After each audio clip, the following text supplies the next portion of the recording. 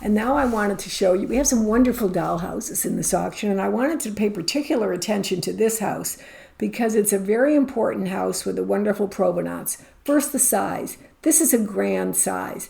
Not too big, not too small. Perfect for a collector who wants to just have one dollhouse in their collection. It's by the Morris Gottschalk firm of Germany, and it is important because it combines several of the features that made dollhouse production in the late 1800s more affordable and more able to be achieved in a commercial sense by stores and to be purchased by middle-income families. And that was the development of lithographed design and lithographed papers. So the entire house could be constructed not with many elaborate architectural features, but with printed architectural features which added to the enhancement. Now, this house is special because it also retains some of the traditional ways of architectural features, like the steeple, like the turrets, like the corner section of the house, like the variations of framing on the windows. So all of these make this house very, very special. Standing above the house is a beautiful French bébé. Now, I want to point out that in this auction, there are so many fabulous French bébés. And one of the things that's important about them is they come from some of the top of the line French bébé doll makers. But more than that, with every one of these firms, they would have a period of production in which they would have their beginning years, and then they'd have their ending years where they were kind of waning down their, quality, quite frankly. But in between, there would be the golden age for each of these makers. And the bébés in this auction represent that golden age. They are the creme de la creme, the top of the line for all of these early bébés. And next to that is a very exceptional early peddler doll. Interesting because the head is a French-made head. It is an early doll, and we have had poupées that have had this exact same head with the painted black hair, very unusual. And this is the very same head as the French poupées would have.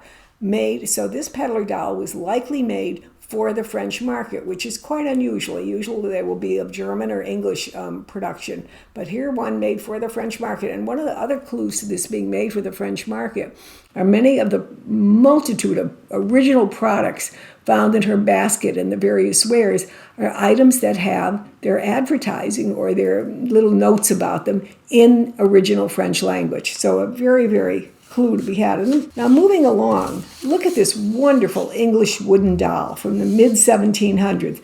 Very fine doll with original body and just an extraordinary costume.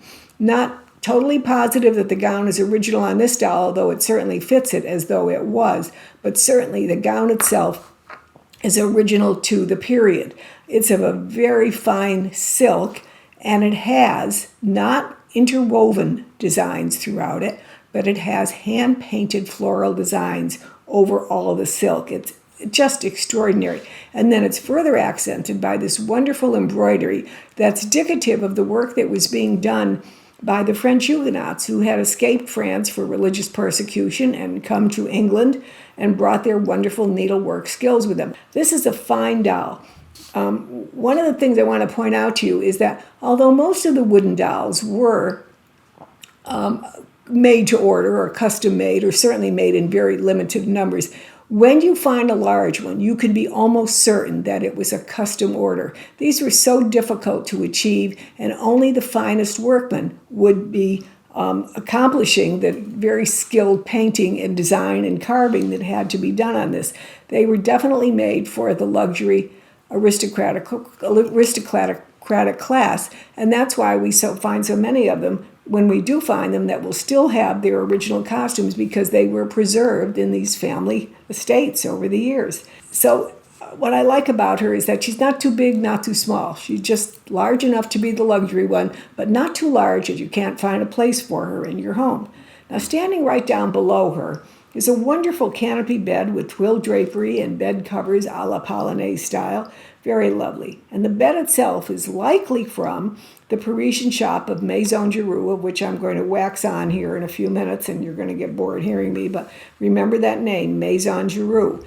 Standing beside the bed is a French papier-mâché doll made for the French market, possibly German of origin, but definitely made for the French market. And that gentleman, wow, his costume. I don't think it's ever been off the doll. It's absolutely extraordinary. It has all of these wonderful accessories, the little pieces of jewelry and the watches and his medals and things like that. He even has his own top hat. Well, right next to him, let's go back to the bed. What's resting on top of the bed? There's some more accessories like I've been showing you.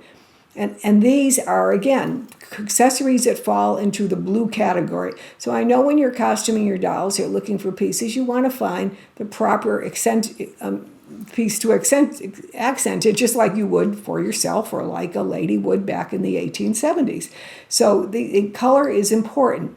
Well, here's a pair of kidskin gloves with a wonderful blue edging on them. And then right in front, along that, there's a blue bonnet and there's a wonderful parasol.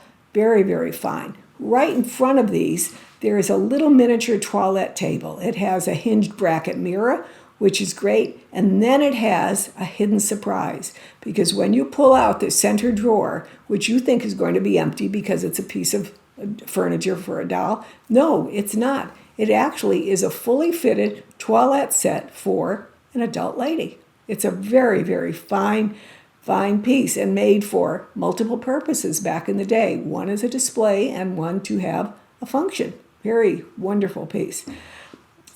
Standing next to the toilette is the beloved of all poupées, the Poupée by Adelaide Harré. And this one is from what many people consider the golden age, the peak of the doll. It has all of the qualities that people seem to look for in a Harré. It is made of bisque. It has a swivel head, and it has painted eyes. The swivel head on the Harré, you should always look at the swivel head because the actual neck and the shoulder plate were a little bit uniquely sculpted so that they fit together perfectly. It would never work on a standard bisque shoulder plate. It has to have the original one made for the Harré. She has a wooden articulated body, which very early on replaced her easily perishable gutta-percha body that Harré had begun with. And this wooden body does have the original, still, Harré stamp on the kid collarette of the body, so very desirable to have. Next to her, we have two other very beautiful French bébés. Laurie Baker, a collector in Colorado, whose collection we're selling, really loved French fashions, and she was always seeking out different faces. She was quite intrigued by the Parisian firm of Eugene Constant Barrois.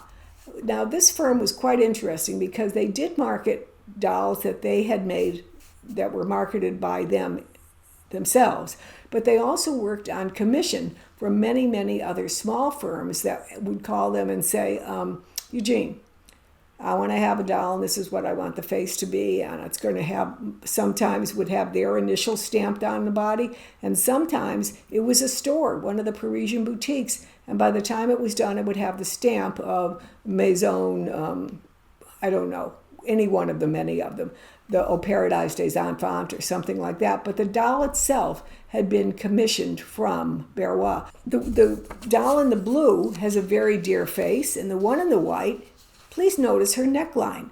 It has a swivel neckline, but it's swivel with a distinct patent design. Rather than nestling into the shoulder plate and swiveling, it's designed to fit in an intricate manner onto the shoulder plate in a way that will only allow the head to realistically turn side to side, just like a human head. We have two brides in this collection. We have a taller one coming up for a minute, but look at this one. You remember all those wonderful bridal accessories I showed you a little while ago? How wonderful they would be in a display with those dolls. Standing behind them then is a beautiful Simon Halbig art character doll. She's in a wonderful size and a very rare model, a very choice doll to own. At the far back is a famous doll, a very famous doll. You know her, you love her. Her name is Snow Angel. This is by the French maker André Trullier, and it is one of his early models. It was made with the kid body and the bisque hands, and because of that, it's always a clue that, yes, indeed, this is the most desirable face of the AT, of the Tullier Bébé. Very, very fine, gorgeous bisque and painting, beautiful modeling of the face, and It was costumed and presented by the famous Mildred Seeley, the celebrated American doll collector, many years ago. The doll became almost like it achieved almost like a life of its own, known as the Snow Angel, because Millie, who wrote many books on doll collecting and how to collect and what to do, she featured this doll because she loved it so much. She featured it in many of her books, always calling it the Snow Angel. And so people just, whenever you would hear that word or see another doll that someone else had costumed in this way, they said, oh, that's a Snow Angel. Gorgeous doll with a famous background, a famous name, one of a kind. Standing at her side is our tall doll in the auction. She's very beautiful. And once again, Laurie did a complete article on this bride and all of the various wedding accessories that she might have. Laurie showed us how to do that in that article, how to find so many different accessories that would work with it. And you might try to develop that type of thing yourself.